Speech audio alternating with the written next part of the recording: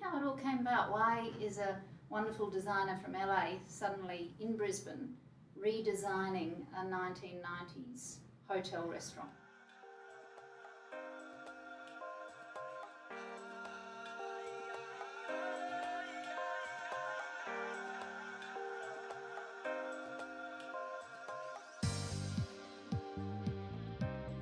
Well, I think the Rydges team wanted to bring in a sense of a designer from outside of Brisbane.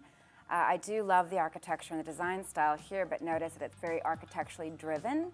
My interior design aesthetic is more layered, boutique-y, residential, and very luxe. So I think that's what they wanted me to bring to this project. It's more of the Miami Beach, the Southbank version of, and Los Angeles, where I design hotels in Beverly Hills, where it's a different laid-back kind of lifestyle.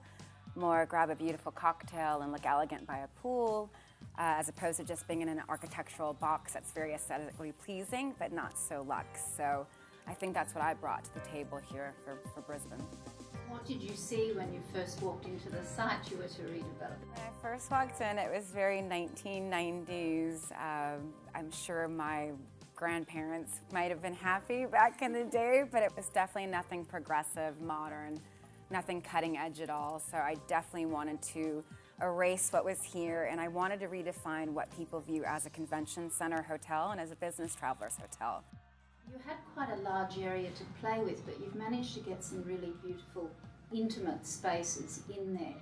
Tell us about how you sort of reorganised space to bring it to a very human scale, which is what I see in your work. Thanks, I appreciate it. Well, first we had to go ahead and demo the entire podium level, and we reconfigured the space where the existing function rooms were. We moved and turned it into the restaurant and put the function rooms in a place that wasn't so easy to congregate outside. So now where the restaurant is, you have a beautiful exterior pool deck and bar, and the restaurant flows in and out so people can really enjoy the beautiful weather that Australia has to offer and still, have fine dining and a beautiful experience. And with the furnishings, you've obviously custom made and designed a lot of amazing pieces. Can you talk us through some of those? There's a fabulous communal table.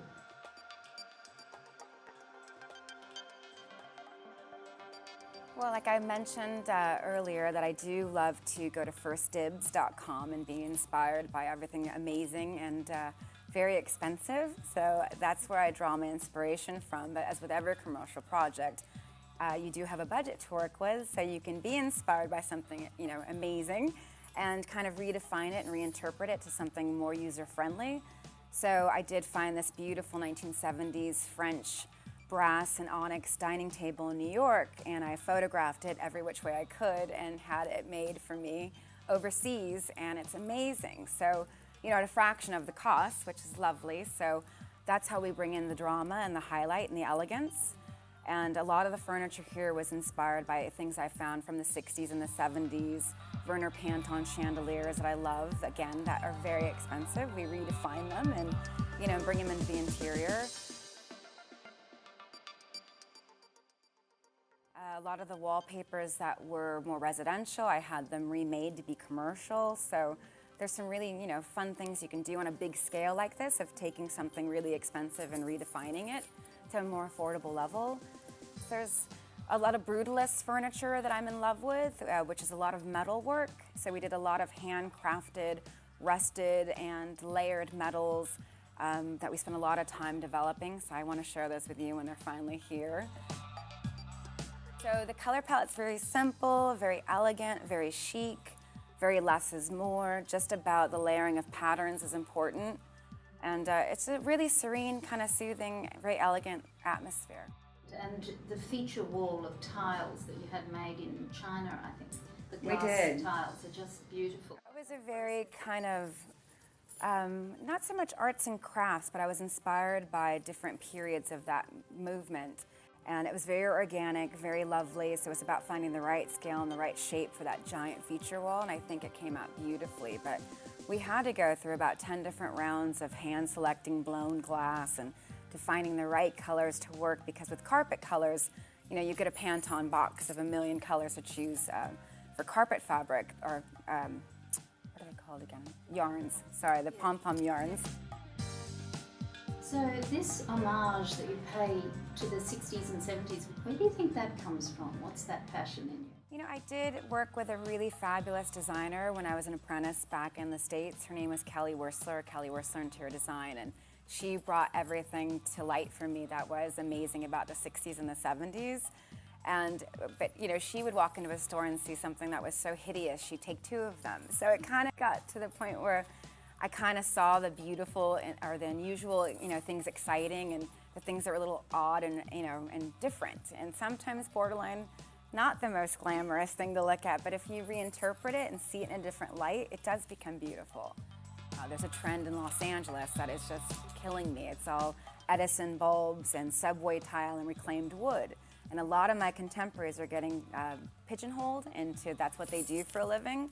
I have a background in set design, so I used to design movies, commercial music videos. So I like to design for my clients. So if my client has a vision, it's my job to interpret that vision. So that's where you don't have to follow trends. If you want something a certain way, I'll, you know, do my research and come up with that aesthetic for you. So it might not be the now, but it's definitely going to be beautiful. One of the ways you did that was with a wonderful sort of cascading Oh, tile. thank you.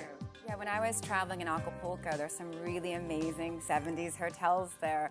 And there was a step feature that was in the interior of the lobby and it penetrated to the exterior. And I've had that in my lookbook for about 10 years now, and I've wanted to use it, and I finally got the chance to do it. So it's going to be a way of keeping the interior coming, or the exterior coming in rather, because the same plantings on the outside will be on the inside, so it's going to be a really dramatic effect, so I'm happy.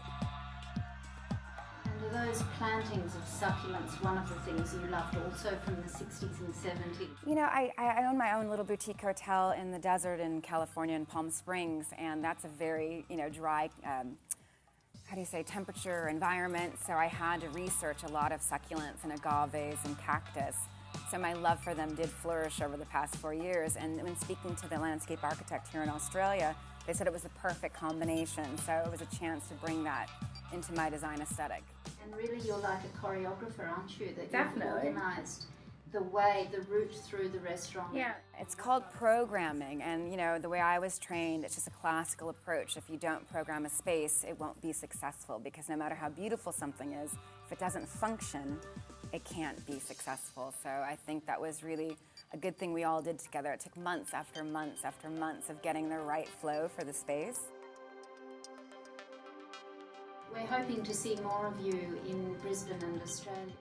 I think that would be great. I definitely want to continue working for Rydges.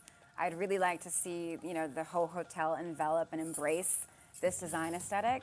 So that would be my, hopefully, phase 2. But, you know, I wouldn't turn down another restaurant job or something fantastic. Thank you so much, Thank Tracey. you. It's been delightful to meet you and talk with you. I appreciate it. Thank you so much.